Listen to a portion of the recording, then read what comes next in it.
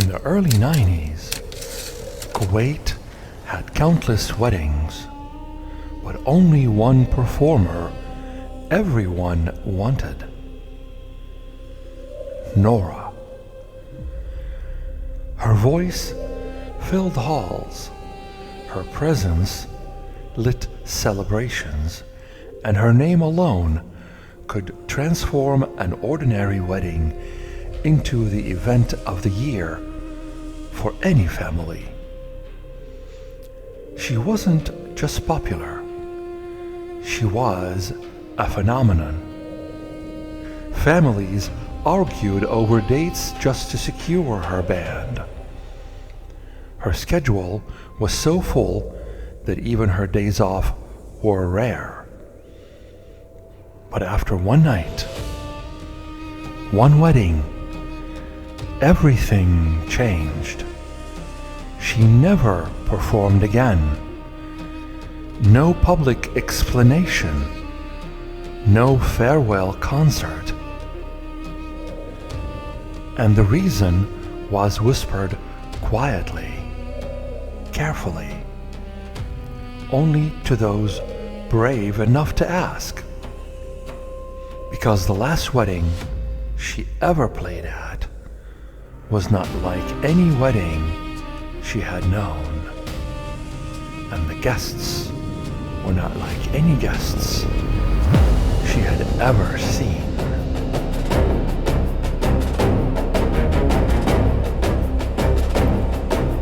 In the shadows of the oldest desert,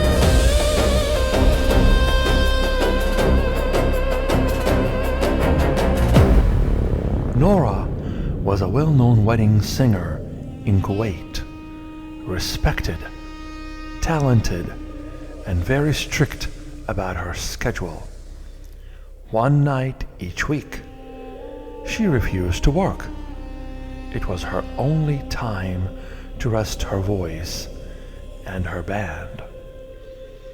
But on the morning of her day off, someone knocked on her door. Soft at first, then again was urgent. When Norah opened the door, a woman stood outside. Her eyes were wide with distress. She said her daughter was getting married that night, and her daughter's wish is to have Norah perform at the wedding. She was desperate, embarrassed, begging Norah to come. Norah tried to decline. She was tired. It was her day off, but the woman couldn't leave. She pleaded, promised generous pay, begged for help. Finally, Norah agreed. And when she did, the woman reached out to shake her hand, and Norah froze. The woman's hand was cold, unalive, unnatural, uncomfortable, and the texture of the skin was wrong. Not soft like flesh, but firm like muscle. It felt rubbery, dense, almost like a smooth stone wrapped in thin skin. Something was wrong. Norah forced a smile. The woman thanked her and walked away. Norah stood there for several seconds, trying to understand what she had felt. Something inside her whispered, "Don't go." But she promised. She gathered her all-female band, musicians she trusted like sisters. They prepared to drive to the address the woman had given. Later that night, they drove to the wedding address.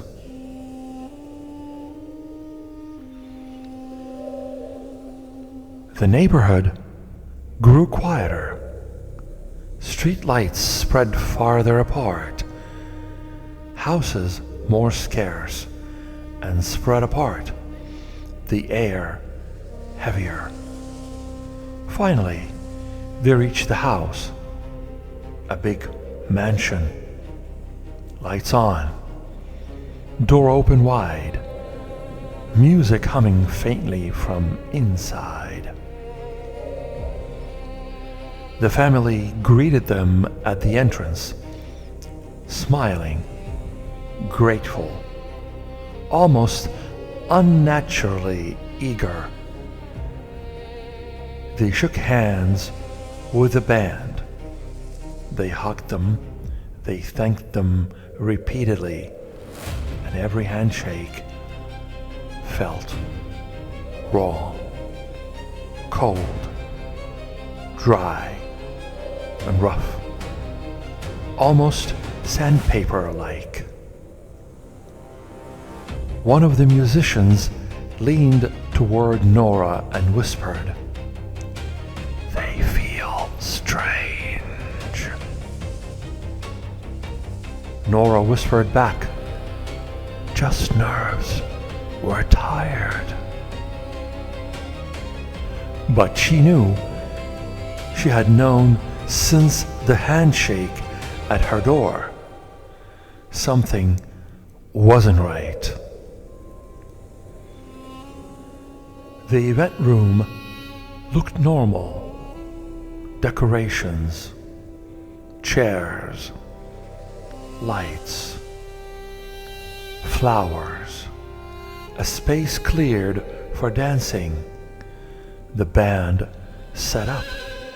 Cables, microphones, instruments, speakers. But the moment Norah began to sing, everything changed. The family and guests began to dance wildly, frantically, as if the music controlled their bones. Their movements were wrong, too flexible, spines bending in unnatural arcs, arms twisting loosely, heads rolling in circles no human neck could manage. Then one of the musicians noticed the feet. "Norah, look at their feet," she whispered. Their bare feet slid across the floor, but the steps didn't match the sound. The ankles bent at angles that seemed impossible. Toes aligned in ways that made Norah's stomach twist. Then in the middle of the song, the woman who had come to Norah's house did something horrifying. As she danced, she grabbed a thick lock of her own hair. She pulled and pulled and pulled until she tore it away from her scalp. Blood glistened on the roots. She threw the hair on the floor and kept on dancing as though nothing had happened. The band's music faltered. Hands trembled. One musician nearly dropped her instrument. Norah forced her voice steadily and whispered between lyrics, "Don't react. Finish the set." When the song ended, the family erupted into applause that sounded too sharp, like hands slapping on wood. Norah led her musicians to their dressing room for their first break. They walked fast. No one spoke. The moment the door closed, one of the youngest musicians collapsed, tears shaking hands. She couldn't breathe. "They are not human," she cried. "Norah, they are not human." Norah knelt beside her. "I know," she whispered. "They are not." The room fell silent. "But listen to me," she said, voice calm but trembling underneath. "If they know we understand what they are, we might not leave this house." She took a deep breath. "We sing until dawn, then we leave." It was the only plan they had. But Norah needed air, privacy, a moment to think. So she stepped out and climbed the stairs alone. The second floor was different from downstairs. Dust covered surfaces. Furniture sat in strange, unnatural positions, and the air smelled stale, as if no one had been there for years. Norah found a room with an old bed. Exhaustion pulled her downward. She lay on the mattress and drifted into a heavy sleep. She dreamt of dark shapes twisting to her music, hands reaching for her hair, a voice whispering from somewhere behind her, "Sing for us." She woke up grasping, her heart racing. She stood up and walked toward the door. And that was when she heard it, a breath right behind her left ear. Warm, too warm, a voice whispered, "Sing, I like your voice." Norah didn't turn, didn't even breathe. She walked toward the room as calmly as she could, never looking back. Some doors should never be looked into. She went downstairs. Back in the dressing room, the collapsed musician had awakened, shaken, pale, terrified. "Norah, they are Jinn, aren't they? They are ghosts." Norah met her eyes. "Yes," she whispered. "And if we want to survive, we keep singing." They stepped onto the stage again. Song after song. Melodies filled the room. The dances grew wilder. Bodies bending at awful angles. Feet gliding without friction. Heads twitching at strange tempos. Now everyone in the band could see the dancers' feet. They were not human. They were goats' feet.